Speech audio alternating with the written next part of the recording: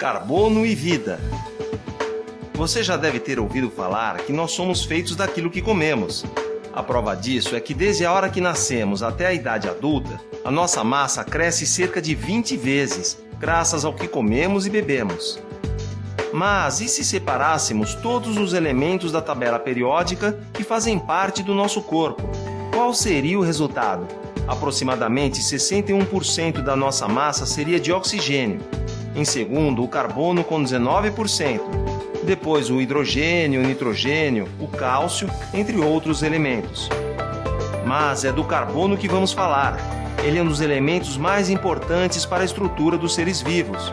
Os átomos de carbono que compõem o seu corpo fizeram uma fantástica viagem até estarem assistindo essa animação agora. Para saber de onde vieram e para onde vão, vamos tirar os pés do chão e subir até o espaço sideral. O carbono na atmosfera.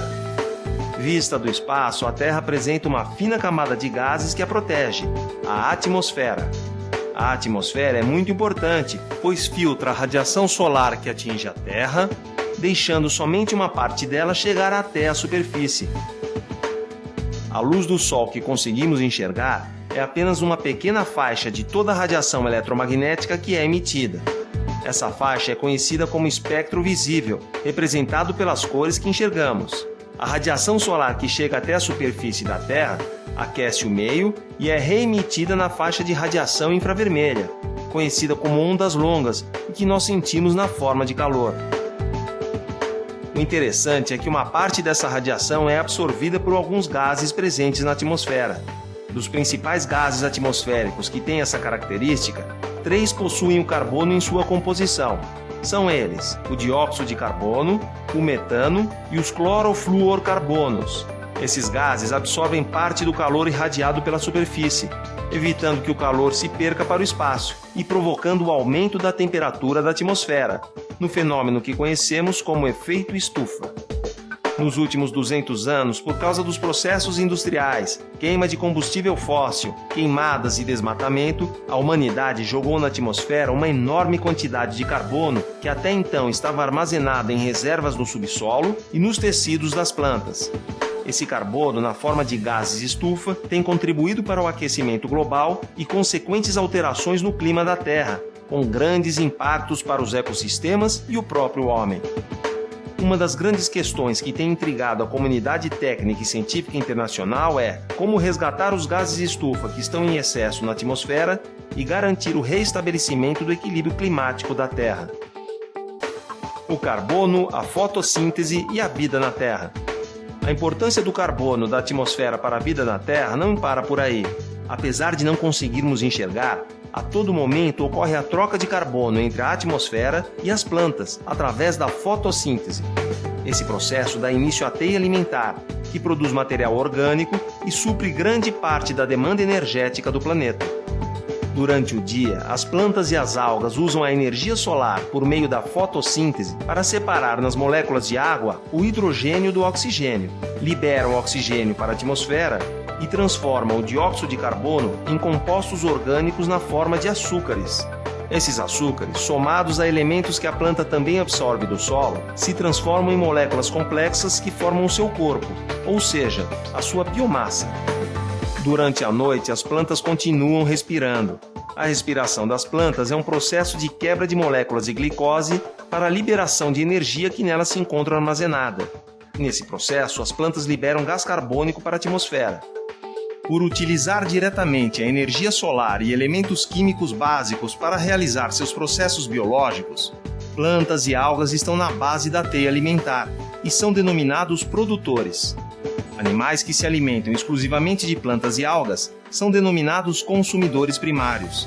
Já os consumidores secundários se alimentam dos consumidores primários e, em alguns casos, também dos produtores. Para completar a teia alimentar, temos ainda os consumidores terciários e os decompositores.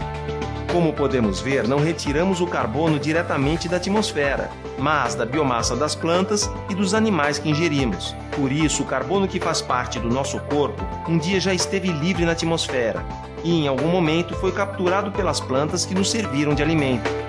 Esse mesmo carbono já pode ter passado por outros seres vivos, nos inúmeros ciclos que se sucederam desde que existe a vida na Terra. O estudo do ciclo do carbono na fotossíntese. A compreensão do ciclo do carbono na fotossíntese deve-se a um grupo de pesquisadores na Universidade da Califórnia, liderados por Melvin Calvin. O grupo de Calvin conseguiu entender as características do primeiro composto de carbono estável que ocorre na fotossíntese. Transferência do carbono da atmosfera para as plantas. Toda vez que uma planta cresce, ela retira carbono da atmosfera. Mas como podemos medir a quantidade de carbono transferido da atmosfera para as plantas? Uma forma é determinando o quanto a planta utilizou para a respiração e o quanto foi armazenado de matéria orgânica para compor a sua biomassa. Se medirmos a biomassa da planta, teremos uma forma simples de calcular o estoque de carbono que ela acumulou durante um determinado tempo através das trocas de gás carbônico com a atmosfera. O crescimento de um ecossistema, acumulando biomassa ao longo de sua evolução, determina quantidades diferentes nas trocas de carbono entre a atmosfera e o ecossistema. Quando uma floresta começa a se estabelecer, a taxa de acúmulo de biomassa é maior. À medida que o tempo passa, a diferença entre entradas e saídas de carbono entre o ecossistema e a atmosfera vai diminuindo. O aumento na transferência do carbono da atmosfera para as plantas tem se apresentado como uma forma viável de resgatar o dióxido de carbono e, com isso, contribuir com o restabelecimento do equilíbrio climático da Terra. Também conhecido como sequestro de carbono, a transferência do carbono que o ser humano vem lançando para a atmosfera pode se dar principalmente pela preservação ambiental e pelo reflorestamento de áreas desmatadas. Pegada de carbono. A pegada de carbono é uma forma de medirmos a quantidade de carbono que geramos diariamente através de nossas atividades individuais. Devemos considerar que o nosso vínculo com o carbono está relacionado a várias atividades e lugares da nossa vida. Analisando todas as nossas atividades, podemos estimar, através de cálculos matemáticos, a quantidade de carbono que emitimos diariamente para a atmosfera. Com esse resultado, fica fácil saber quantas árvores cada um de nós deveria plantar periodicamente para compensar as emissões individuais de carbono e outros gases de efeito estufa. Calcular a sua pegada de carbono é um bom começo. Está na hora de mudar os nossos hábitos diários e diminuir a nossa pegada de carbono com ações simples como essas. Evite andar de carro, dê preferência para a locomoção a pé, de bicicleta ou utilizando transportes públicos. Em casa, utilize as lâmpadas econômicas, dê preferência para projetos que valorizem a ventilação natural e utilize aquecedores de água solares. Participe e promova ações que favoreçam a proteção ambiental do seu bairro, cidade, estado, país e de todo o planeta. A soma de todas as pequenas ações fará uma grande diferença. Conclusão: vimos que a produção de gases de estufa por causa das atividades humanas tem causado desequilíbrios ambientais. Diariamente, cada um de nós é responsável por uma determinada quantidade de emissão de gás carbônico.